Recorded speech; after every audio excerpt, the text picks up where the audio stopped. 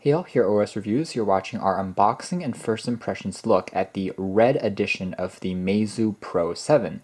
This is a phone that was released actually a few months ago, so it's not completely new to the market, but one of the benefits is the price has come down, and you can now find this for around $290 online, which makes it a pretty good deal for a highly unique and innovative smartphone.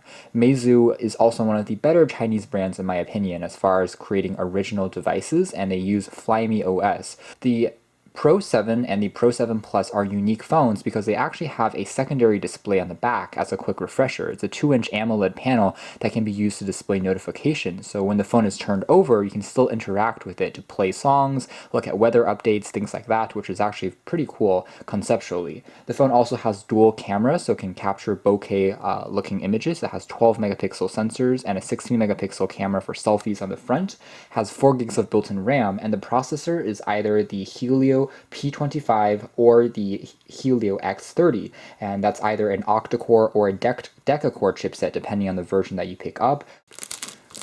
So peeling back this plastic wrap, again a very interesting looking box. It reminds me of a book, and it just says the Pro 7 Meizu, and on the top it says Meizu Design, and we can hopefully open it up by peeling off this tape on the front, and that should allow us to slide open the compartment like this.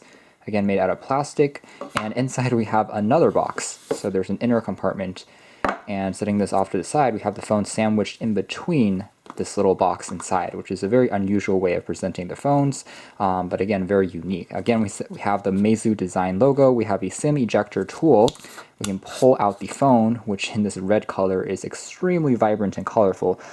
So we have another few compartments inside of here. There's actually the case, so there's a free included case, which is a nice little bonus. It's made out of a acrylic plastic, and it has that cutout for that 2-inch display on the back. There's also a USB Type-C charging cable. It supports quick charge, and we have various documentation guides. It looks like printed in Chinese as well as in English for inserting our SIM, things like that. And we also have the charger, but there are no headphones, it looks like, included with the Pro 7.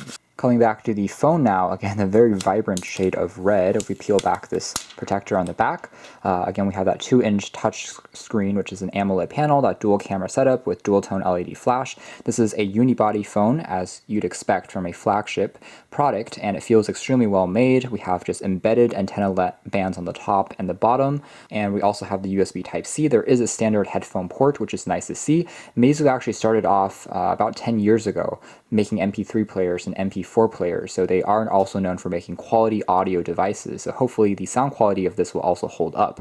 There's also a speaker. It's a very slim device. The side also has a volume rocker, a dedicated power key. On the top there's just a microphone, and on the other side there's nothing at all. On the front we have access to a fingerprint scanner, a front-facing 16 megapixel camera, and a 5.2-inch full 1080p AMOLED display. So it's going to be sufficient, I think, for most folks as far as having a large enough screen size for interacting, but it's also not quite as large as a phablet, which makes holding it a bit more challenging, so it fits well in the hand. Here's the LG G5, which has a 5.3-inch display, and you can see that the Meizu is considerably smaller just because it doesn't have quite as large of a chin, because LG had to use a modular chin for the design back then.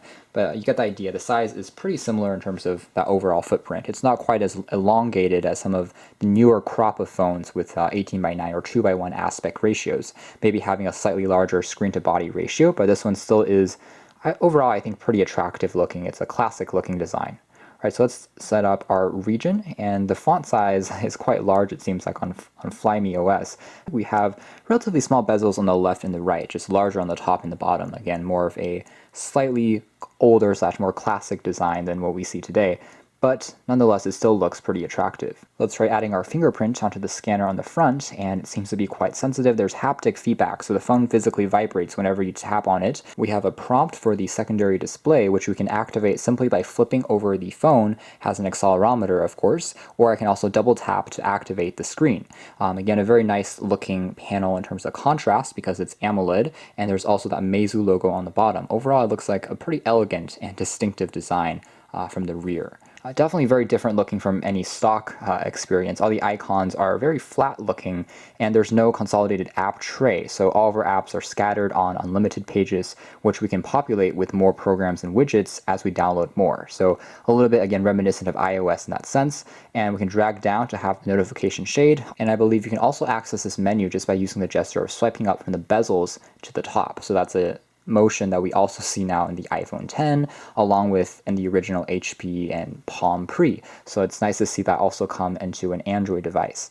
We also have, again, pretty custom looking software for most of the apps that have been redesigned by Meizu to feel more cohesive, including the gallery, along with music player, video player, things like that, utility tools. And you'll notice that there aren't any additional kind of capacitive keys down below on the chin. That's because the fingerprint scanner can also physically press down like a real key or a button that you can use to long hold to activate things like Google Now. I can tap once to go back home. So there's a lot of elegance in terms of how everything is done just using this one button. Otherwise, we do have a handful of additional utilities like a sound recorder built in, and you do still have the standard Google apps, including Chrome, Maps, YouTube, and access to the Play Store for downloading more content. So that's more or less our hands-on first impressions and unboxing look at the very distinctive, eye-catching, unique Meizu Pro 7. The red color here really pops. It's definitely a distinctive phone. If you're tired of seeing the same old Android devices, then this might be a phone to consider now, especially since the price has come down a little bit, and we still have a set of premium features that should satisfy most users. We'll have to do more testing to find out, but for now it looks like a pretty promising device, and stay tuned for our full review coming out soon. Thanks for watching this unboxing first impressions look at the red edition of the Meizu Pro 7.